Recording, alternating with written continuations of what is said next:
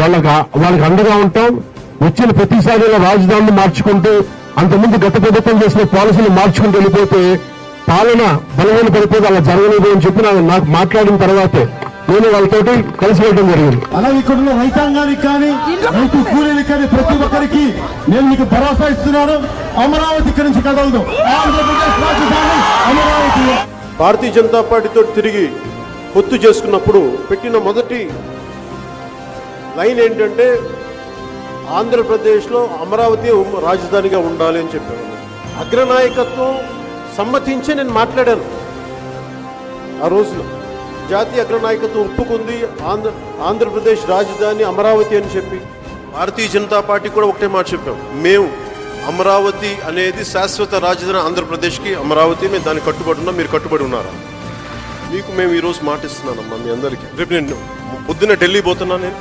నేను ఒక్కడైతే మాటిస్తున్నాను, అమరావతి అయితే ఇక్కడి నుంచి కదలు.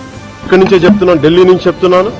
5 కోట్ల మంది ప్రజలకి మేము మాటిస్తున్నాం, అలాగే రైతులకి మాటిస్తున్నాం. అమరావతి అనేది ఆంధ్రప్రదేశ్ రాజధాని, శాశ్వత రాజధాని. మిగతా రాజధాని మొత్తం ఇక్కడే ఉండాలి అనేది మనస్ఫూర్తి నేను నిర్ణయించుకున్నాను ఇక్కడే.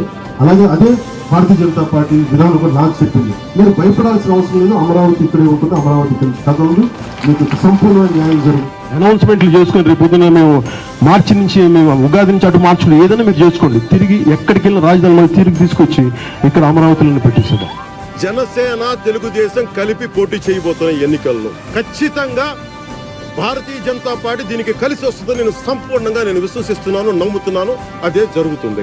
చాలా కష్టపడి చాలా పెద్దలందరితో మాట్లాడి ఎన్డీఏ అలయన్స్ తీసుకురావడానికి కూడా ముఖ్య కారణం మనకి కేంద్రం సపోర్ట్ లేకపోతే ఆంధ్రప్రదేశ్ ని అభివృద్ధి చేయలేము. నేను అడిగితే రిక్వెస్ట్ చేస్తే ఆంధ్రప్రదేశ్ అభివృద్ధి గురించి మాట్లాడతాను తప్ప దేని గురించి మాట్లాడు.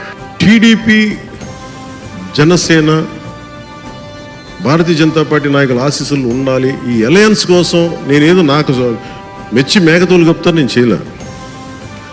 ఆంధ్రప్రదేశ్ అప్పుల్లో కూరుకుపోయిన ఆంధ్రప్రదేశ్కి, అభివృద్ధికి దూరంగా ఉన్న ఆంధ్రప్రదేశ్కి నేను ఒకటే 2 చేతులు పెట్టాను. సార్ మా రాష్ట్రం సార్, ప్లీజ్ సార్, ప్లీజ్, ఇంతే. దండం పెట్టి ఈ రోజు జరిగింది.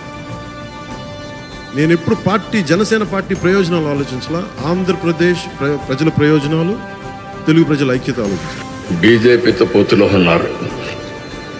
మళ్ళా అక్కడ ఒక మాట చెప్పాడు, నేను బీజేపీతో పొత్తుంది, వ్యతిరేక ఓటు చేయడానికి వీలు లేదు, కాబట్టి పొత్తు మాత్రం తెలుగుదేశంతో ఉంటుంది, బీజేపీని కూడా ఒప్పించి అలయన్స్ లేకి తెస్తామని చెప్పిన వ్యక్తి పవన్ కళ్యాణ్ గారు. ప్రజలు గెలవాలి,